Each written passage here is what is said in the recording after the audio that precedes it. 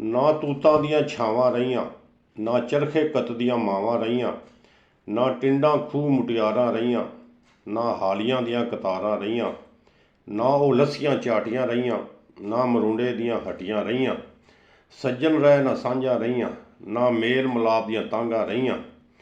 ਨਾ ਰਾਂਝੇ ਨਾ ਉਹ ਹੀਰਾਂ ਨੇ, ਨਾ ਦੁੱਧ ਨਾ ਉਹ ਖੀਰਾਂ ਨੇ, ਨਾ ਸਾਗ ਨਾ ਉਹ ਮੱਖਣ ਨੇ, ਨਾ ਸਹੇਲੀਆਂ ਦਾ ਤਰੀਆਂ ਨੇ, ਨਾ ਲੁੱਕਣ ਮੀਟੀ ਨਾ ਪਿੱਠੂ ਗਰਮ, ਨਾ ਅੱਖਾਂ ਵਿੱਚ ਉਹ ਲਾਜ ਸ਼ਰਮ।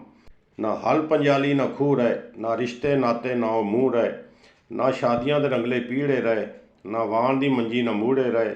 ਮਾਹੌਲ ਕੀ ਬਦਲੇ ਦਿਲ ਵੀ ਬਦਲ ਗਏ, ਖੁਦਗਰਜ਼ੀ ਦੇ ਰੰਗ ਵਿੱਚ ਰੰਗ ਹੈ।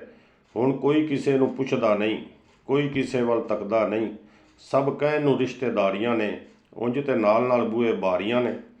ਕਬਰਾਂ 'ਤੇ ਜਾ ਕੇ ਫੁੱਲ ਚੜ੍ਹਾਉਂਦੇ, ਜੀਂਦਿਆਂ ਜੀ ਨਾਲ ਹਾਲ ਵੰਡਾਉਂਦੇ, ਮਰਨ ਤੋਂ ਬਾਅਦ ਹੀ ਪਤਾ ਲੱਗਦਾ ਏ ਕੌਣ ਕਿੰਨੀਆਂ ਦੇਗਾਂ ਵੰਡਦਾ ਏ। ਉੱਤੋਂ ਉੱਤੋਂ ਸਾਰੇ ਹਾਲ ਰਹਿ ਗਏ, ਸਾਰੇ ਬਣਾਵਟੀ ਖਿਆਲ ਰਹਿ ਗਏ, ਨਿੱਕੇ ਵੱਡੇ ਦਾ ਹਯਾ ਨਹੀਂ ਰਿਹਾ, ਪਹਿਲੇ ਵਰਗਾ ਸੁਭਾਅ ਨਹੀਂ ਰਿਹਾ। ਪਿਆਰ ਮੁਹੱਬਤ ਦੇ ਫੁੱਲ ਸੁੱਕ ਗਏ, ਸੱਚੇ ਰਿਸ਼ਤੇ ਮਰ ਮੁੱਕ ਗਏ। ਮਿਹਰਬਾਨੀ ਕਰਕੇ ਵੀਡੀਓ ਨੂੰ ਲਾਈਕ ਅਤੇ ਚੈਨਲ ਨੂੰ ਸਬਸਕ੍ਰਾਈਬ ਕਰਕੇ ਸਾਡਾ ਮਾਣ ਵਧਾਓ।